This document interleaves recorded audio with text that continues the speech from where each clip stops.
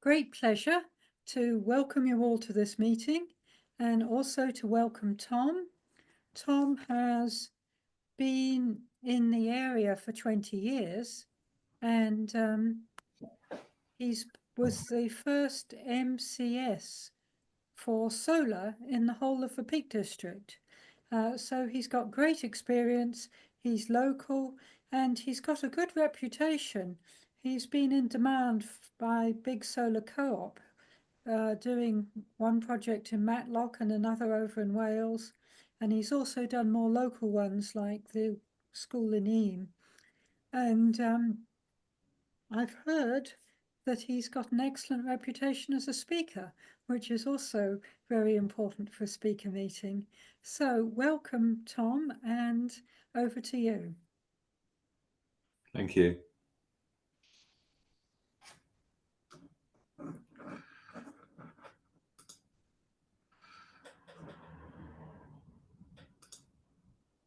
Can you hear me? Yes, thank you. Okay, yeah. So, do you want me to do a little introduction on myself, or do you want to get into your questions? No, I think it would be great if you started with an introduction, Yeah, okay. and also an introduction to the topic. Yeah. I'm sure there will be questions, but to have sort of an introduction That's fine. Yeah. would set the ball rolling. Yeah. So obviously, I've been an installer for quite some time. My company's been well established in Matlock and the Bakewell area. We've had offices there, but we've now moved back to Matlock. We've been around for quite some time, done a number of installs in the local area, going back to a period when the feed-in tariff was around, working with clients that are now considering the best way of utilising the energy that they're making, albeit they're getting a healthy income stream from the feed-in tariff, and what new technologies are available to expand that benefit that they've got already invested from a while ago. And obviously the subject we're looking at is battery storage and possibly adding it into an existing system where they're currently getting payments from the feed-in tariff. And we're quite experienced in it. We've been doing it for a long time now, since the tariff ended. We've had a lot of clients that were the first wave coming through from the feed-in tariff, and when it ended, to how they can maximise their savings right now. There's quite a minefield, so that you don't lose the feed-in tariff that's already in contract with, because there's a number of varieties of battery systems that could potentially end the tariff for you if it was done incorrectly. So we do have solutions available for people that don't want to disturb the current tariffs but maximize their savings and add another income stream to the current tariffs that they're receiving and the benefit of the overall system. You're muted, I think.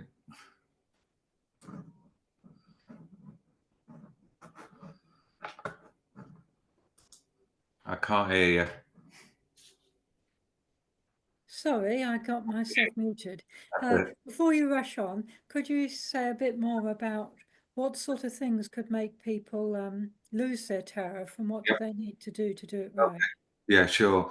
So under the contract of the feed-in tariff, they estimate the annual yield of the system based on the orientation of the property. Whether there's shading is not really something that they do make that prediction on, but they have data from year after year after year of your current feed-in tariffs, and it will change very little. So they have a good idea if there's been an alteration to the system. And the way that you could alter the system is by increasing the capacity of it, or adding a battery that's potentially capable of storing energy from the grid and exporting it back through the generation meter. So in essence, any of them scenarios would increase the readings that they've been submitting year after year after year. If there's been an increase on the readings, then whoever the energy provider who is paying the feed-in tariff will want to know why there's been an increase.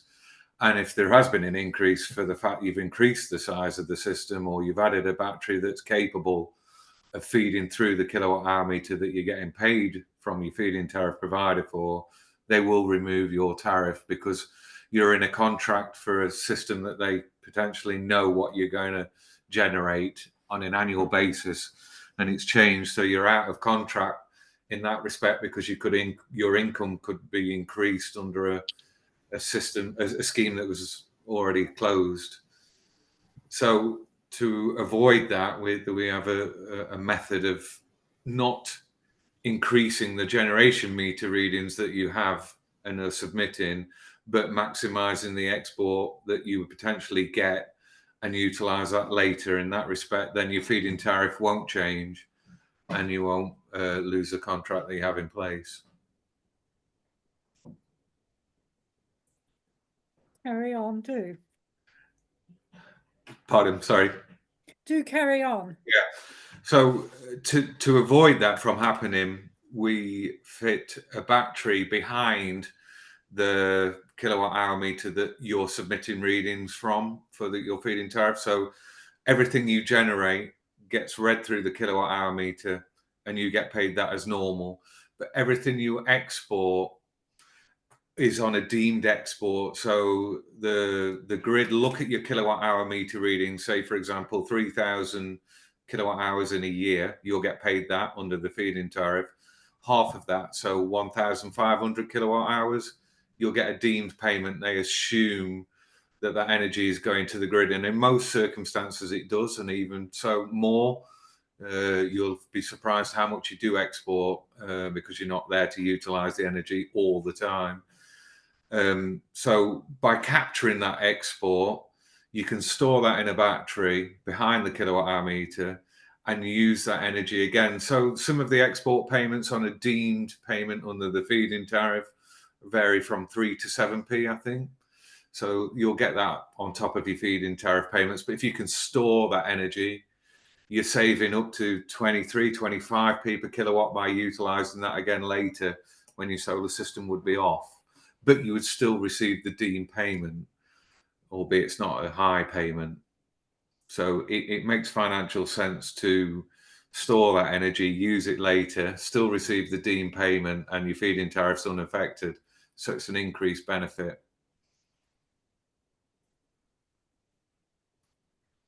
Do you want to say any more on that? No, if you've got other, you were covering little other bits about the feed-in tariff, weren't you? I'm what, sorry? You were covering other aspects of the feed-in tariff, the old scheme. Yeah, so the scheme is based on a deemed export, and that's where the battery storage comes in place.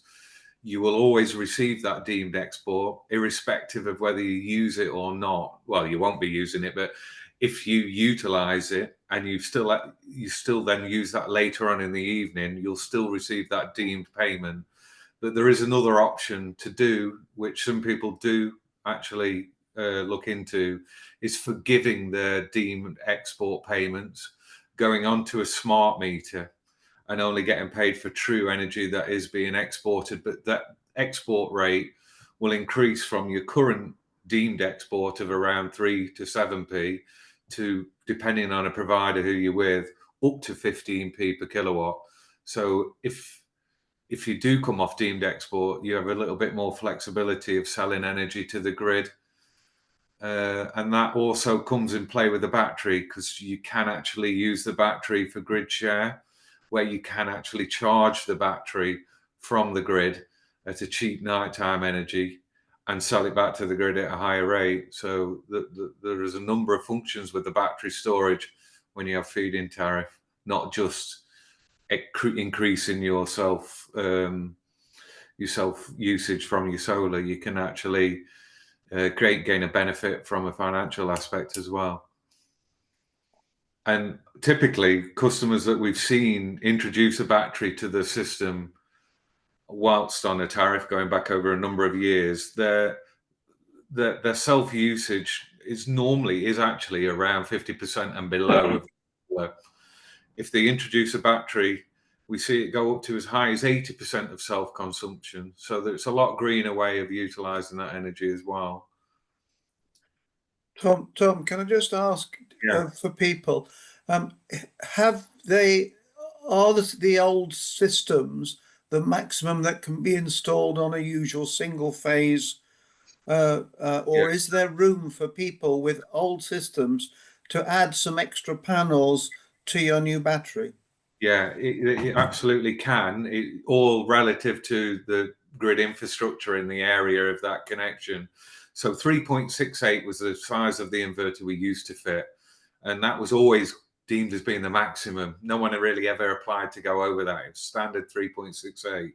So you can go above it, and most of our installs at the moment are a 5 kilowatt, not 3.68. So today you install about 5 kilowatt, and typically we don't have any problems with that. But anything over 3.68 is not. We have to ask for permission, and every single part of the Peak District is completely different. In different areas, we'll get allowance for 10 kilowatts of connection, and as low as 3.68. It varies dramatically, all to do with the supply cable. But in essence, yeah, we have a number of customers that have had a system in place under the feed-in tariff, required more power. They still receive that benefit, but to not alter that contract, we can fit a separate system off a separate inverter, feed into the house at the same time, but we do have to get permission to add that additional inverter. It's the same with battery storage as well. Thank you. Yeah. I'm not sure how you asked a question. I'm just holding my hand up. Hopefully that's the right way of doing it. I have an old system with a good feed-in tariff and a diversion system of hot water with a spare electricity. Can I install? I don't particularly want to have a smart meter because that won't mess up. That will get rid of the feed-in tariff. The feed-in tariff is quite good. My net electricity bill is above zero, just £50 a year now, where it used to be. They used to be paying me, or it was even. If I wanted to expand my solar capacity, can I put another totally separate system in? And that would that affect the feed-in tariff I have on the current system? No, you could absolutely do that. Yeah, you're just dependent on the grid application. We'd have to ask the grid if you can do that, but typically, yes, you'd be fine. Yeah, great. Okay, thank you. So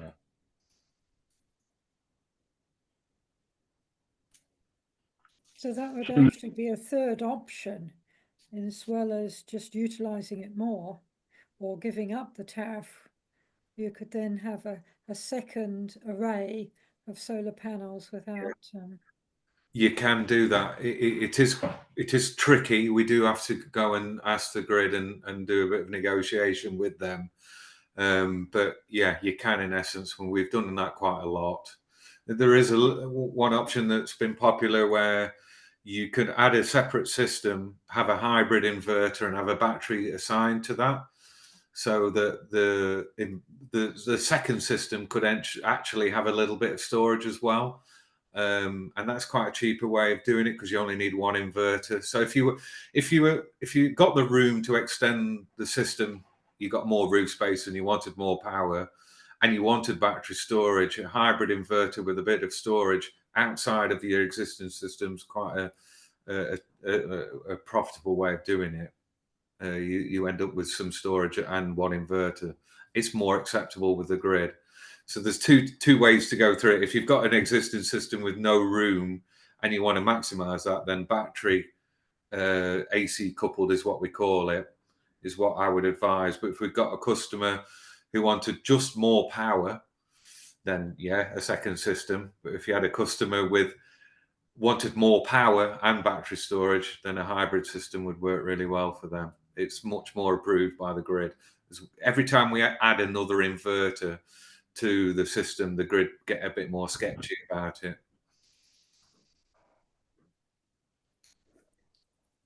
So if somebody comes to you and starts from scratch and says, What should I do to maximize? What are the best changes? What would you recommend about Uh, changes that somebody yeah, would want to make?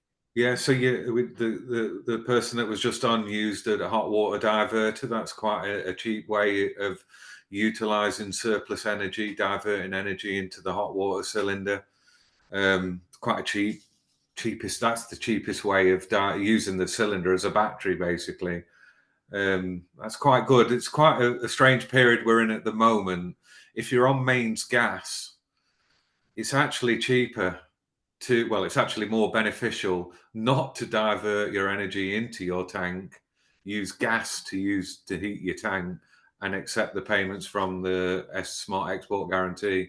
From a financial perspective, that's the best way of doing it, not from a green way of doing it. It's crazy, but that's the way it is at the moment. But the add-on for the hot water is quite the cheapest way of utilizing your hot water, or from a financial point of view, it's better exporting.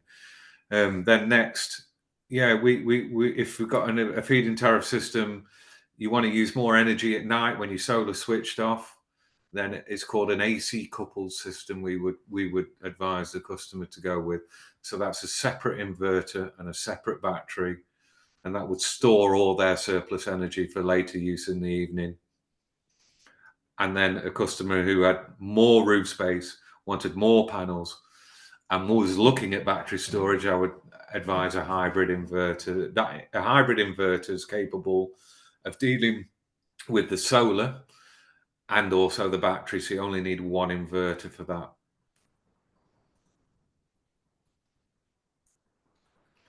Yeah, and none of these systems that we're talking about would affect the tariff in any aspect at all. You don't actually need to have a smart meter. Sorry, you don't. If you change to a smart meter, it won't affect your feed-in tariff neither. So it was just a question earlier. If you move away from your current meter to a smart meter, your feed-in tariffs are still paid as normal. And do you get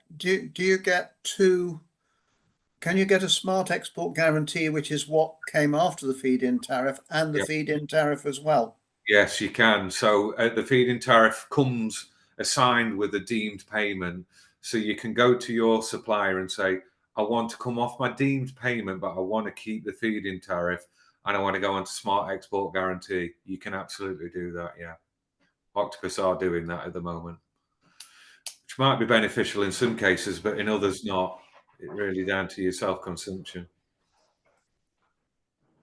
In essence, if you're coming off deemed payment, you're coming off, I think it's 3 to 7p, somewhere between there.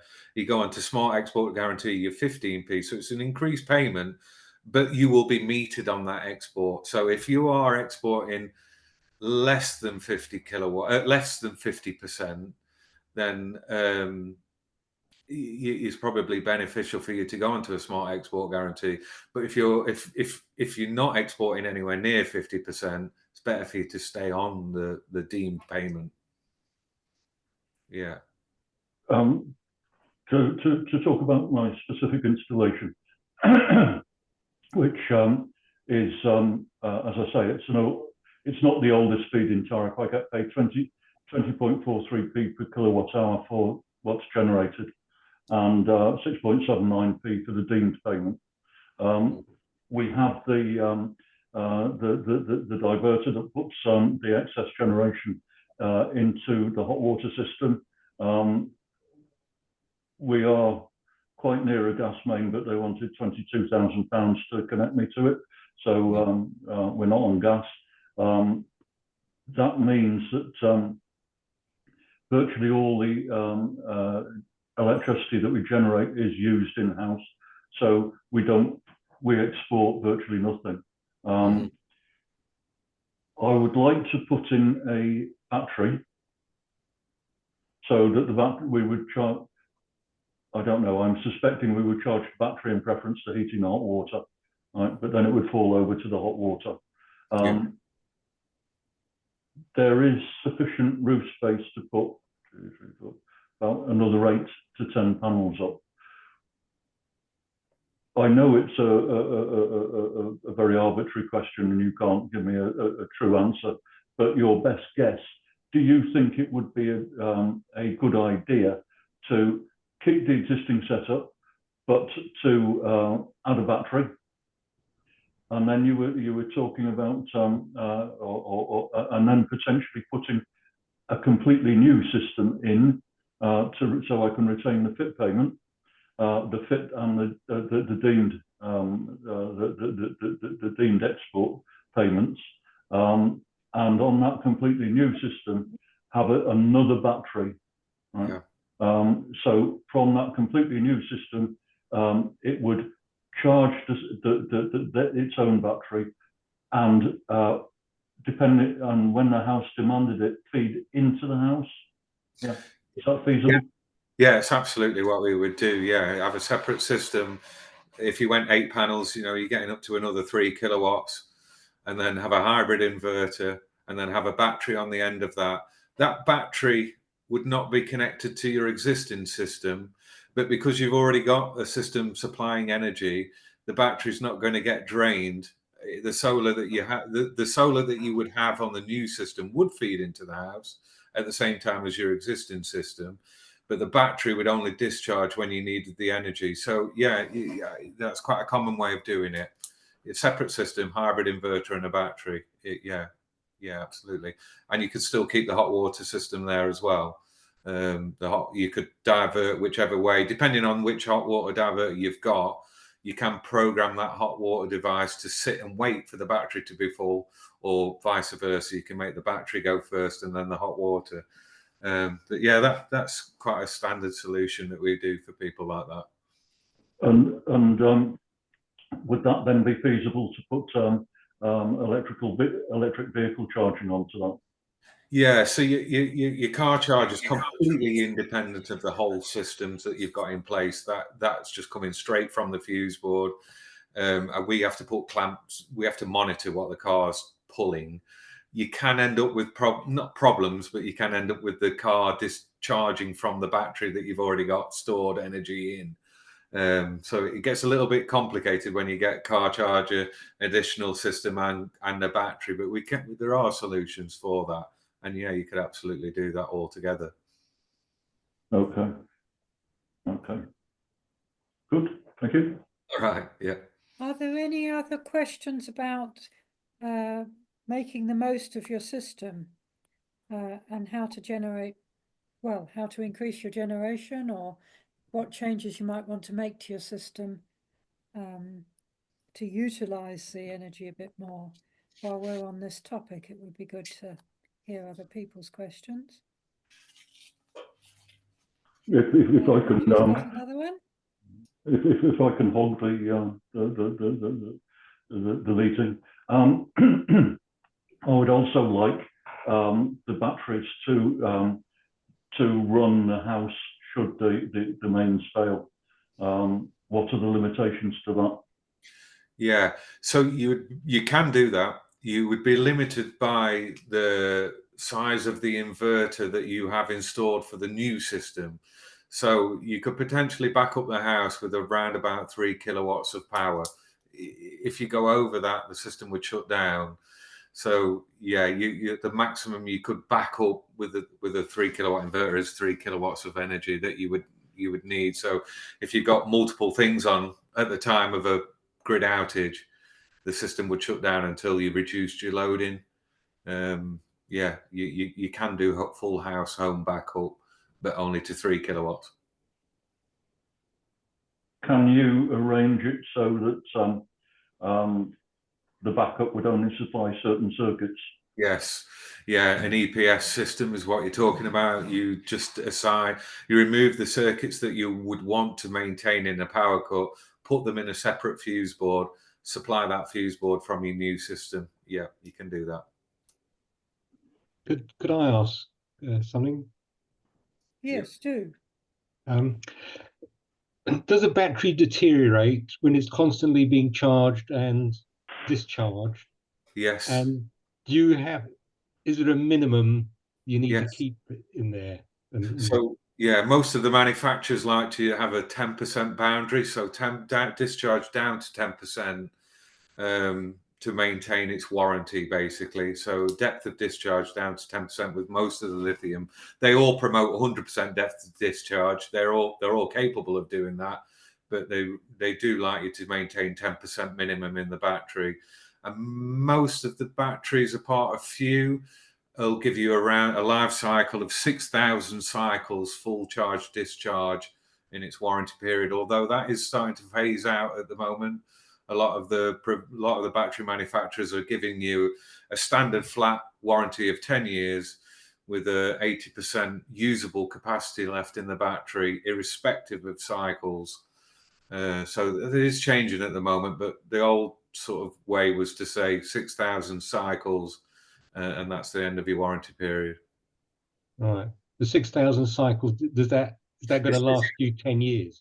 Yeah, it's difficult. It's how long's a piece of string? Because very often a battery will only charge and discharge to half its capacity and multiple times through a day, not actually a full discharge. We worked it out, and it looked like the warranty, if you're on 6,000 cycles, would be around about a 6-year warranty. So most of the manufacturers say they're turning away from this and going on a flat rate of 80% capacity over 10 years, irrespective of cycles. So that's a better warranty for me, in my opinion. But it does depend on how you use the battery. Yeah. And then after that 10 years, and it's deteriorated too much, do you then replace the battery? Is that it's really difficult because lithium's still a new product, and the way that they're looking at the history of deterioration in the lithium cell is a lot less than what they were predicting. So that's, I think, why the manufacturers have come out and said, we'll give you 10 years at 80% discharge capacity, because they're confident it's going to make that. And the lifespan after 10 years, who knows? No one knows yet, but it doesn't seem to be degrading as quickly as what they thought. Right, that's good. Yeah, All thank right. you. Well, let's have Simon and then Jeremy, and then I'll ask another question myself. Simon. Yeah, just while we're talking batteries, it's worth saying that there's 0% VAT on batteries at the moment, and that most houses would benefit from 10 kilowatts of battery storage, and it's about £400 per kilowatt. Yeah. Am I about right there, Tom? It is right, yeah. We do get a lot of people. So the beauty of the batteries at the moment, they are scalable and they're very easy to add on. So we get quite a lot of customers start off at a lower rate. So they'll start at one battery around 5.8 kilowatt, and then just learn how that's benefiting them. And we get a lot of customers then come back for a second battery, still falls at 0% VAT. It didn't used to. It used to be that if you had a system installed with a battery, that would qualify for 0% VAT. If you then added one, that fell under 20% VAT, but that's all gone now. So you've got the ability to add them as you learn the savings that they're giving you. And from an install, it's very easy. It's a short amount of work for us to add a battery. It plugs in together, so you're not losing a lot by just testing the water, finding out how that battery's benefiting you, and scaling up until you hit your sweet spot, really. And batteries don't have to be internal, and if they're in a cold place, most batteries these days have heaters, don't they? Right. So there's been some changes in the regulations with the location of the batteries. A lot of installers are putting them in attics and places like that just to keep them out of the way. The building regs are about to announce that it's going to be mandatory that they're no longer located in attics. And that's not from a fire perspective. It's to do with the weight of the battery on roof timbers. And should there be a fire and a firefighter enters the house, they've got that weight of 70 kilograms on the roof that could potentially come through. We're expecting that to change in July, literally in a couple of months, where it'll be mandatory, no more in the attic. And all the building insurance companies have clocked onto it now. So you would struggle to get insurance with them being located in an attic. We wouldn't do that anyway. So outside, yeah, the heated cells, all the big manufacturers now are realizing that this regulation is going to push a lot of people to consider another space, which is not internal, outside. So they're all doing heated cells. So probably 80% of our installs are going external or in garages. Yeah. Thank you. Jeremy and then Robin. Yeah, thank you. We have a system that was installed about 10 years ago, so get a deemed feed-in tariff off that. Is there any way of knowing exactly how much we're feeding in? I know it's assumed 50%, and you say that's about roughly right, but is there any way of finding out for sure? Because it might affect our decision about moving on to a different tariff now we've got a smart meter installed. Yeah, good question. Yeah, so the smart meter is capable of displaying your exported energy. I think that you have like a button. Forgive me, there's quite a lot of smart meters on the market, but you'll have a button A and a button B typically. And if you Google it, you'll find out your meter and which button to press. And I think if you press an old button B and scroll through, it'll show you your exported energy. All right, okay. That's helpful. Thank you. No problem. Robin. I'd like to make a comment about battery degradation. My battery was installed in November 2018, so I just did a quick calculation. It's about 6.5 years old now.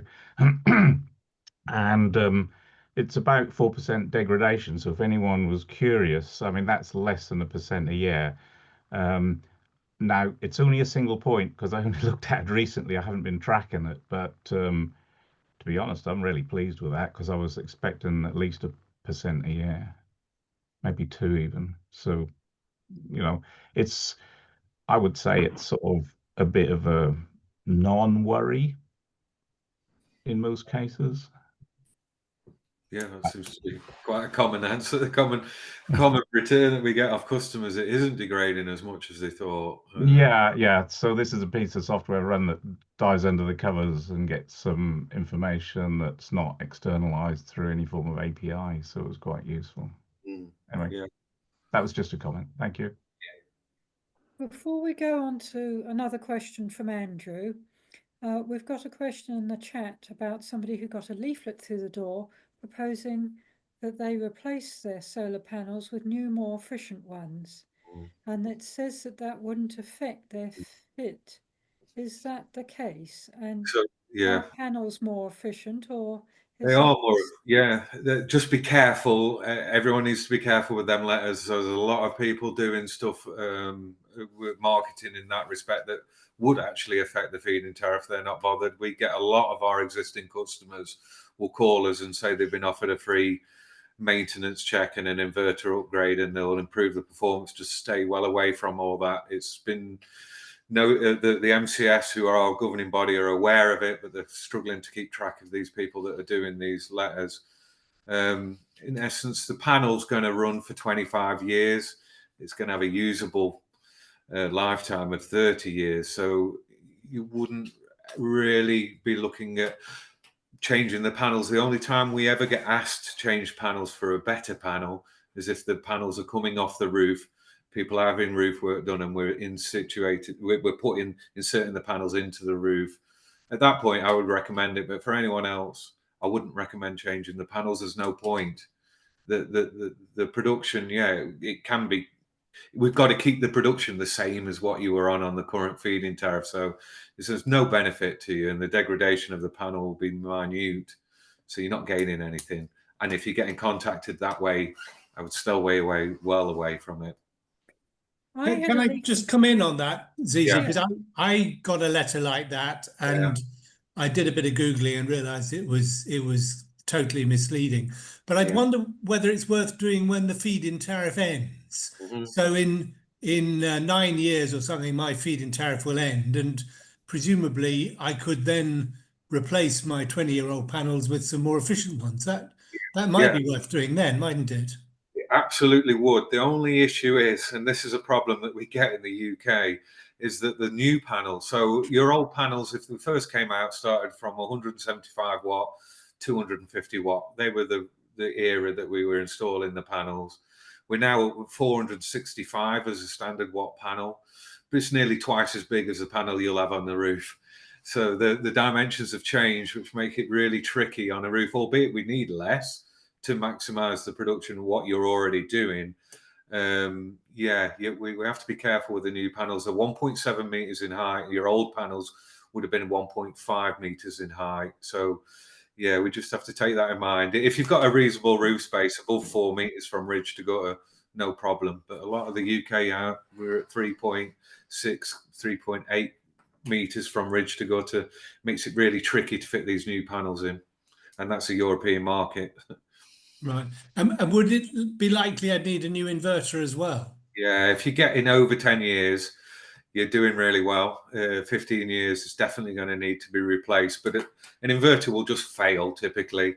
It won't become less productive. It will simply fail. And at that point, you've got, well, if you're coming out of feed-in tariff, what you would do is swap it for a hybrid inverter and have battery storage on the end of it.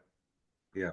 So So that would be a good time to install a battery when if your inverter failed. Yeah, you'd have only after your feed-in tariff had ended. Oh, okay. Yeah, not at the moment.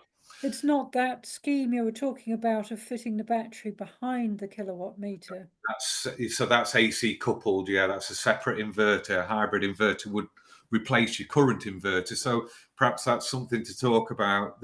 What is not allowed with the feed-in tariff is pulling out your existing inverter, fitting a hybrid inverter with a battery behind it, because potentially you could buy energy from the grid, invert it and send it through the kilowatt hour meter, which is not green. You basically bought energy from the grid and you're selling it back out as if you produced it yourself. And that's where the energy providers don't like you doing that. It becomes very complicated to try and get around that loophole. There is a way of doing it, but it's virtually impossible. So you'd only replace your current inverter with a hybrid if you weren't on any form of tariff. If you were on a tariff, you have a separate inverter called an AC coupled inverter. Okay, that's all helpful to clarify that, because that I hadn't picked that up when you spoke earlier. As well as leaflets through the door saying you want new panels, I've also had a leaflet through the door just yesterday, in fact, saying we'll come and check whether your system needs maintaining. Yeah, no. So that's just a lead-in for them to come and sell you either a new inverter or new panels or something. There's no reason. If you're taking regular, in fact, the first warning signal that you've got an issue with the system, if you're not monitoring it yourself, is your feed-in tariff provider. If you submit a really low reading or a reading that's not within 10% of what they normally see, they will say, you've got an issue with the system. It's produced less than what we predicted. And that's quite a lot of customers will then contact me and say, we think we've got a problem, and we'll go and we'll find a problem. So maintenance for solar is just typically cleaning the panels once a year if they need it. The inverters, you know, it's no requirement for maintenance at all. These maintenance packages are a complete waste of time, and they're just going to charge you for it, but more appropriately, they're going to open a window for a sales guy to come through your front door. Stay away. Yeah. Well, I suspected so, but with this meeting coming up so soon, I thought I'd ask you. Right. Well, actually, while we're on maintenance, because you mentioned cleaning it once a year, the panels that I've got, we hadn't cleaned it for countless great eons, and they've got a lot of lichen growing on them. And we got the window cleaner to try and clean them, and he bought some special chemical that was supposed to be good, but it hasn't got the lichen off. Do you have any recommendations about cleaning? Yeah, so the panel manufacturers really try to specify that you only use a distilled water, and I'm aware of there are products for removing lichen out off the panels. To be fair, I'm not involved in it at that point, so I don't really know what works and what doesn't work. But you have to be careful what detergents or chemicals you use on the panels, because they do have a silicon membrane over the panel, which does allow the rain to clear it off a bit more efficiently. And the more chemicals or the more hard abrasive cleaning you use on the panels, the more of that you'll wear off, and the more susceptible they'll be to getting contamination on them. So yeah, it's a difficult one. That I know I've seen these different packages available for cleaning I've not tried them out, and I don't know any customers that have used them, and I don't know what effect they'll have on the silicon membrane. I really don't. But if you were to clean them, and right now every panel in the UK needs cleaning because they're completely covered in dust, but that's unusual. It would be once a year or twice a year max, always in spring or late in autumn when the panels are cool. Okay, thank you. Now let's let Andrew, who's been patiently waiting for a while. So I'm conscious of taking up a lot of the time. This is slightly left field, so you might be able to answer it. And it's in a different application, a different place, and it's entirely off grid. So that's solar panels through an old Outback into lead acid batteries. Now that's pushing about 15 years old now. And I'm intending to change it to lithium ion with a new inverter. Now the question is, are lithium ion packaged batteries vermin proof? Yeah, absolutely are. The cabling would be something that you would have to look after between the battery and the inverter. But yeah, they're a concealed tight unit. There's no vermin going to cause any problems. The cable is normally at the top, but yeah. But some ice like the cables between the batteries. Yeah.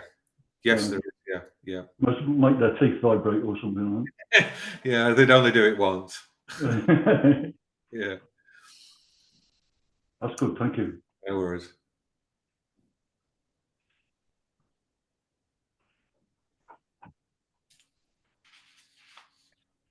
Can you tell us about changing supplier and verification visits? Verification visits as for the supplier to read your meter. Yeah. So yeah, I mean, your current supplier should be doing a visit every 2 years to make sure that the readings that you're giving on the feed-in tariff are accurate, because they have no way of seeing that. That's not done through the smart meter. That's done through your own generation meter, and you will get a visit every 2 years to make sure you're not lying, basically.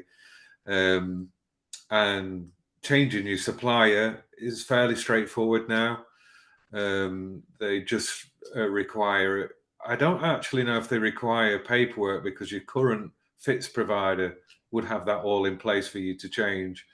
But you would want to make sure you have a copy of your MCS certificate from your initial installation at hand, because some of the suppliers may require that if they can't obtain it from the current supplier that you're with.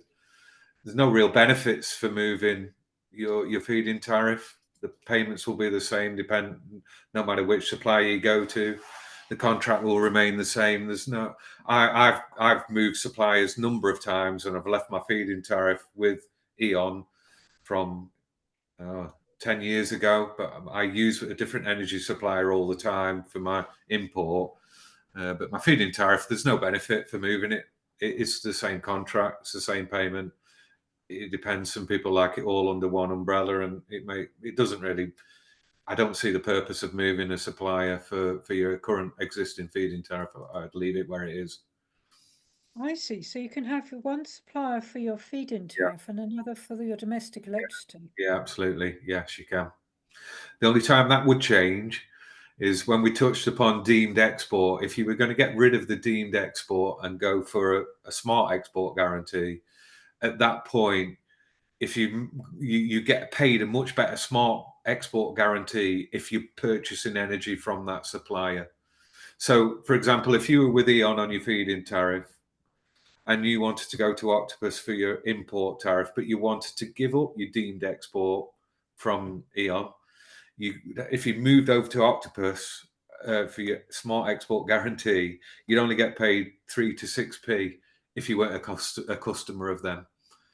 It gets quite tricky, but yeah, most people just leave the feed-in tariff contract well alone with the supplier who they were originally set up with. Okay, I didn't know that. Yeah. So yes, Simon's got another question. While we're just talking about this, is it worth mentioning what happens when houses change hands, or the owner of the house dies, or all or the other sides of swapping? Yeah, so we get that call quite often. We had one today. Homeowners purchased the property from an existing customer under the feed-in tariff. And I don't understand why we get constantly called by solicitors about have we got the MCS certificate for the install? Have we got all the paperwork in place for them to hand over to the new homeowner? And yet homeowners then ring us up and say they've got no paperwork. What the solicitor's done with it, I honestly don't know. But you've got to have a copy of the MCS certificate. It can still get round it once you've got proof of ownership of the building, but it makes life much easier to retain a handover pack, which the solicitor should provide on sale of the property. Because I have to deal with it then, and it's for free, and it is for the new homeowner. We've already been paid for the job, but it's still a headache for us. So yeah, just make sure if you're moving into a property with feed-in tariff, get a copy of that MCS certificate. That's the only document you need. That's also interesting. Thank you. Yeah. Is the income taxable? No, it's tax-free. Yeah, it is a tax-free benefit to yourself.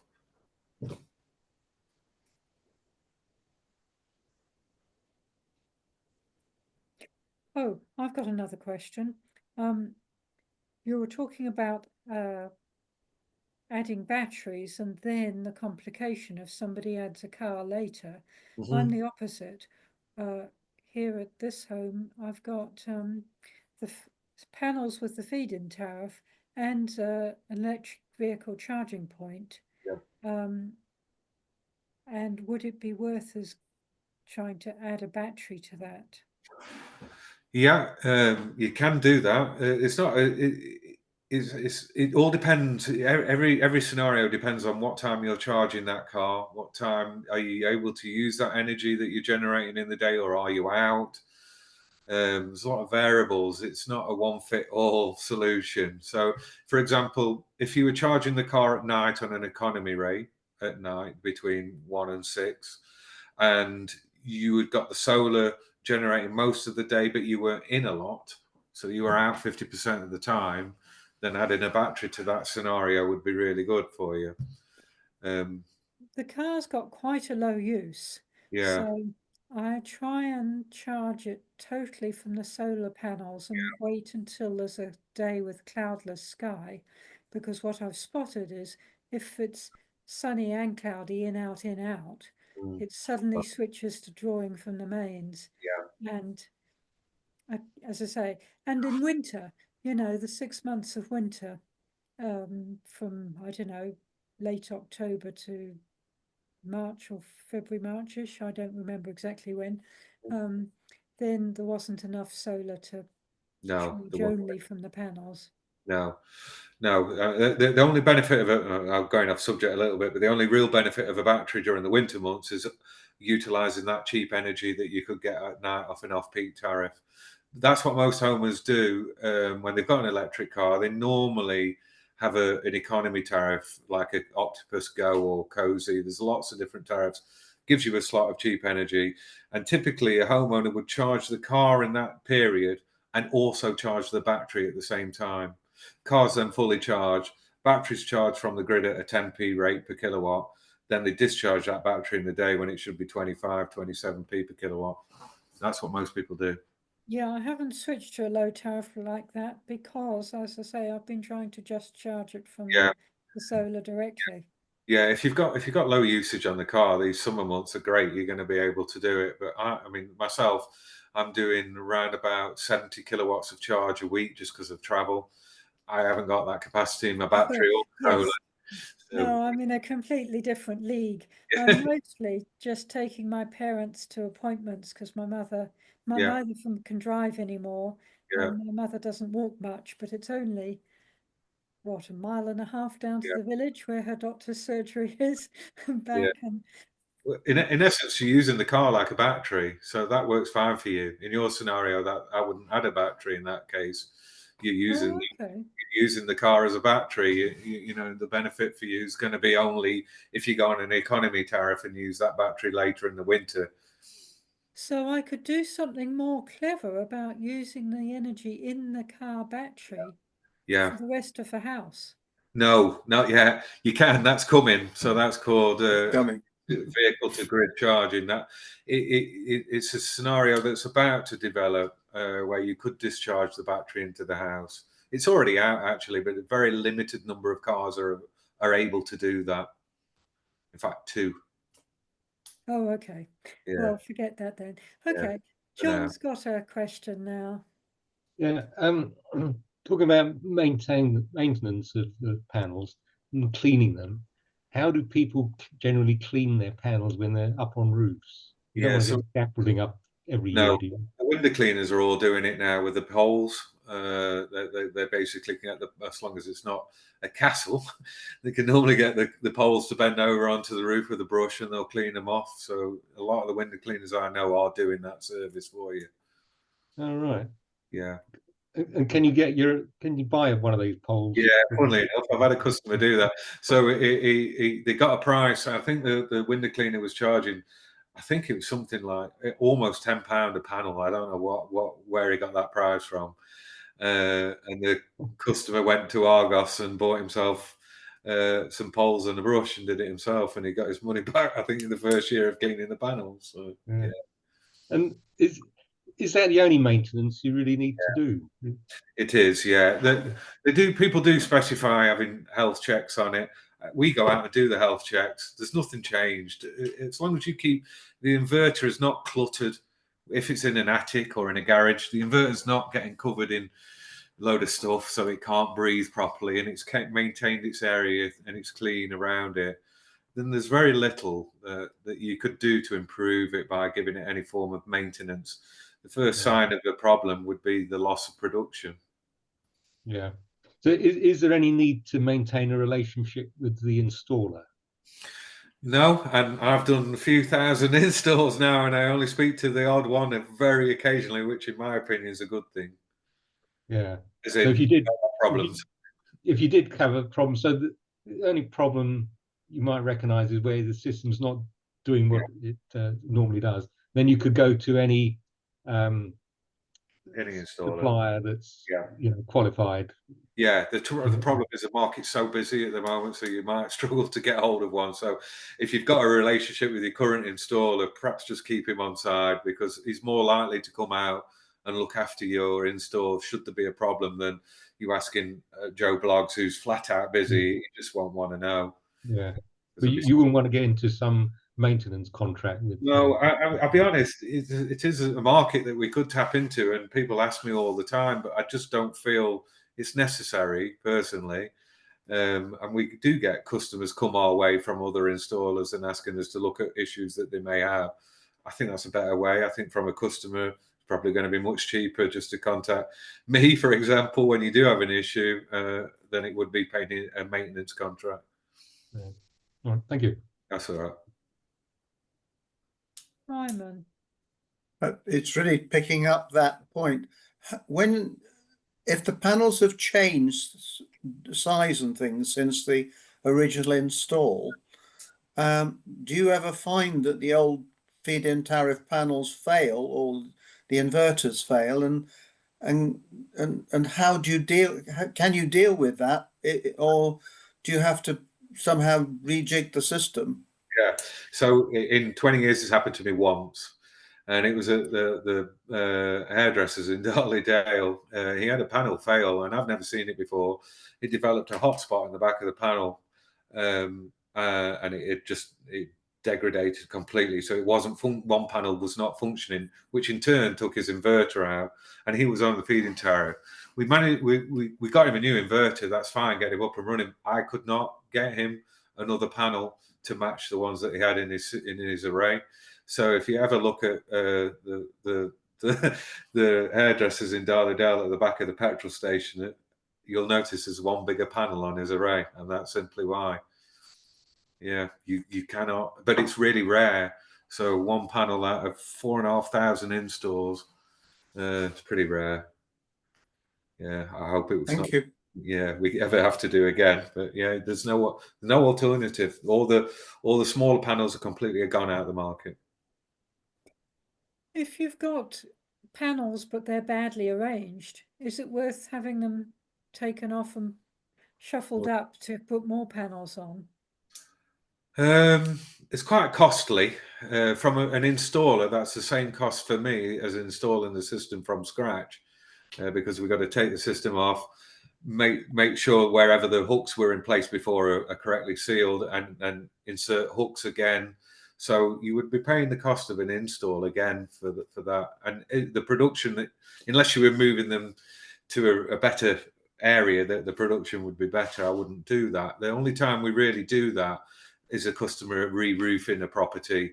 We'll come take the panels off, they re-roof, and then we come and put the panels back on. We may adjust them so they look a bit neater, but that's a necessity for doing the roof work. I wouldn't do it just for the case they might not look right.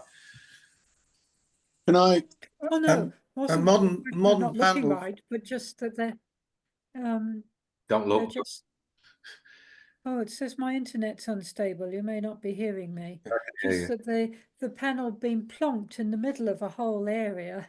Yeah, You could actually fit far more on if it yeah, wasn't in the middle. yeah. You could do that. Are you on a feed-in tariff for that one? Yes. Yeah. Yeah. So you could do it, but we'd have to seek permission from the grid to add more panels to it. Okay, so it's not worth it at the moment. Now, Can I come in on that? yeah, fingers. Yeah, can I come in on that? Just talking about maintenance and that sort of thing, and what Tom was saying. We inherited a system when we bought the house that had been in a year or just over a year, but it's not on the roof. It's in a paddock, so it's quite unusual but easily accessible. And we discovered that it wasn't generating what we thought it should. So all installers are not equal, and we happened to get Tom's company in, and they sorted it out by rewiring it and rejigging it basically for a lot less than the cost of a new installation, and that improved the system no end. So just want to say thanks to Tom's team. They are really good, and not all installers are equal. So he sorted us out. Thank you very much. No problem. Thank you. And Yes, on even that, if they're Manpower Service Commission, not Manpower Service, but MSC certified, they still don't seem to be all the same. No, the MCS it tries to maintain a high standard of workmanship, and it is actually changing this year. So the MCS is very, very focused on office admin paperwork that we give the homeowner at the end of the day. Have we told them the right amount of generation is going to produce? Is how we've sold the whole project to them. It's changing its focus literally this month. It's been in the plan for over a year now, where they're going to focus more on the install, the health and safety side of it, the on-site installations as opposed to the back-end office. So the back-end office is going to ease back a little bit now from inspections, and they're now going to focus more on the actual installer and the installations going in, which is, I think, well overdue, because you can get the MCS stamp if you've got the best office in the world and have the worst installers out there. There's still going to be MCS established. So yeah, it is changing the world in that respect. Oh, that's helpful. Thank you for explaining that. I didn't know that was why. Simon, you've got another question. Yeah, just coming back to the old panels would have been all linked together, and there would have been no allowance for shading. Is there any point in adding? I can't remember what the piece of kit is you put on each panel. Yeah, optimizers. Optimizers. Any point in adding those to an old system? I'm just thinking if it wouldn't affect your feed-in tariff doing that, because you've not changed the capacity of the system, you've made it more efficient. Yeah, possibly. I have come across it once in Bakewell, where there's been shading over a few panels, which does knock out a lot of the system, and we have retrospectively gone back and put optimizers and increased the output around about 40%. So yeah, if your existing array is heavily shaded in an area, then yeah, using optimization would improve the performance and not affect your feed-in tariff. You would get questioned by your energy provider if you sent a year's full of an increase of your feed-in tariff. You would simply just explain why you've optimized the system. it's not affecting the capacity, it's just affecting the performance. So yeah, it's worth doing. Yeah. Thank you. That's a helpful tip. Thank you. Because we've got trees that have grown up since the system was installed, so there's more shade than there was in the beginning. Yeah, optimization is worthwhile in that respect. Yeah. You do a retrospective optimizer from Tego, the company's called, and they're around about £60 per panel for the cost of the equipment, but you've obviously got access costs and labor costs associated with that. It'd be worth working out whether the payback would be improved after the capital was invested. Could I ask what an optimizer is and how it works? So, like Simon just said, all the panels are wired like Christmas tree lights. And if one fails or one's covered in shade, it'll reduce the capacity of production overall of the entire system. And an optimizer will allow the panel to work individually of the array. So if certain areas become shaded, it won't affect the rest of the array, so that the production's increased overall. Yeah.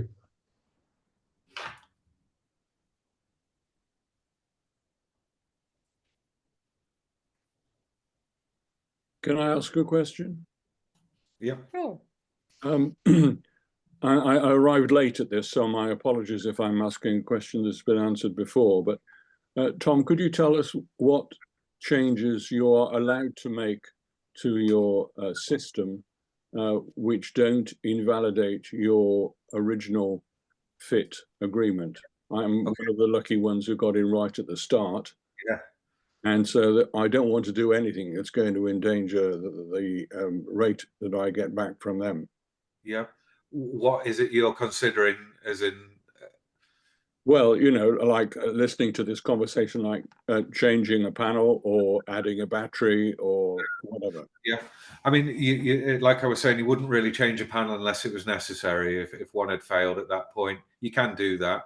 The rule with the feed-in tariff is you don't change the actual physical production of the system. So you can change an inverter as long as the inverter is the same output as the inverter already in under the feed-in tariff. You can change the number of panels or the quantity of it as long as they don't cause damage to the inverter that you've got. The feed-in tariff is very much around the actual production that you can make. That's the contract. If your system was set up that you're going to generate 3,500 kilowatts a year, you can do anything in essence, as long as you don't increase that too much. As in adding a lot more panels and a bigger inverter. You can make the system more productive by, like we've just touched on, adding optimizers. And then when you get onto the battery storage side, if you're doing anything that you can store surplus energy, you got to do it behind the feed-in tariff meter. So you can add batteries as long as they don't affect the current feed-in tariff meter that you've got in place. If that makes sense. Yes, when you say behind. Yeah. Kind. So the energy from the energy from your solar panels go to an inverter. Yes. That inverter then is connected to your fuse board. In between the fuse board and the inverter, you'll have a kilowatt hour meter, which is where you submit your readings for your feed-in tariff from. So we can't do anything to alter them readings. So what we would do for a battery is connect the battery through a separate inverter into the fuse board, but it's not connected through the kilowatt hour meter, so that your current system works as normal. It's still generating power, you're still getting a reading for what you've generated, and you still get paid. But any surplus energy that's come through into the fuse board, you can absorb in a battery. It's not going to affect your feed-in tariff that way. Right, thank you. That's okay.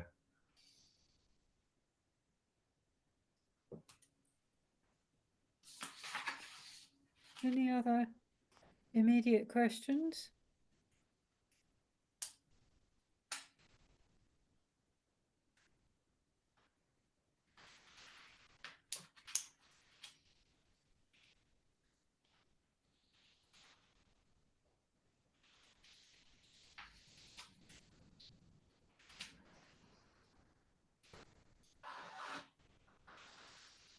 Well, looks like you've answered everything from everybody. Could I say there's a question in the chat that hasn't been answered? And Oh, that is Jackie Evans has asked, what are the cars that can do the vehicle to grid? Nissan are one. Yeah, Nissan's one. I'm not sure who I know there is another one in the market, but I know Nissan is going to be one of them. Kia stroke Hyundai. Is that it? The car needs to be fitted with a two-way inverter. I think that's the point, Tom. And Yeah. they're getting standard now on newer models. Yeah, and the car charger has to be also the same as well. So yeah, it's coming. I don't know how popular it will be. It doesn't make sense to me to discharge a battery into another battery, but it all depends on how you use the car. I'm completely different to everyone else because of the miles that I do. And there's a chap in one of the Bakewell Energy Group, David Locke, was an early implementer with a Nissan van. And that is his battery for the car, for the house. Right, yeah. And he's very happy with it. So, but I hear what you're saying. But it might save you having to pay £4,000 for a battery. Yeah, it's same with the batteries. In essence, they fit for so many different purposes, but it's not a one-fit-all solution. No. Yeah. Yes, it wouldn't make sense to charge one battery from another. But if you save yourself having to buy a battery at all because you've got your car, then yeah, the only problem I can see is the cost of the batteries in a car. And if you're depleting that battery more regularly rather than you're driving it, the cost of most of the electric cars is down into the battery. So, are you going to damage that battery eventually? It's like you're driving another 100,000 miles a year. Well, not a year, but in essence, when the car's gone back. So I can see I can see it having its headaches, but yeah, I can see it working for some people. I think if you're very low mileage, then yes, it would work. and I think it's because these lithium batteries are lasting much longer than predicted. It's a gamble. And, if you're a gambling personality, you might say, well, I'll gamble on it. If I've got to replace the battery, well, it's probably about the same as with buying a brand new battery that I'd have had to have bought anyway. I'm not convinced by the market yet, but I'm following it closely and I do see its benefits. But at the moment, I think it's early days yet. I'd like to see it go a bit further. Well, indeed. Yeah. I can see the benefit for the grid as a whole. Yeah. If everybody uses their battery, their car battery, it could smooth out peaks. Yeah. And that would hugely benefit. Only certain people, because the cars are out during the day and they're coming back at night. So I don't see it. I just don't see it working. But yeah, most of the people got electric. Well, not most, but quite a lot of people are charging at night. They're out all day. They need them miles. So home to grid won't work for them. I think it will for some, but I don't know. It's not took off. It would work in the early evening, especially if you're cooking on electric. You come home, your car's then flat. Well, if it's flat, but if it's not flat, if you don't have the mileage for that, you're just driving to work, leaving it in a car park and then coming home with it. Yeah. Then you use it both for driving to work and home and for your home use. And then you charge it overnight, have a full battery to do both the next day. Yeah. So you also doubling the amount of energy you're taking out of that car battery, you will reduce the life cycle of that battery. And so, as you say, it depends hugely on what people's usage is. Yeah, absolutely. Yeah, it'll work in some circumstances.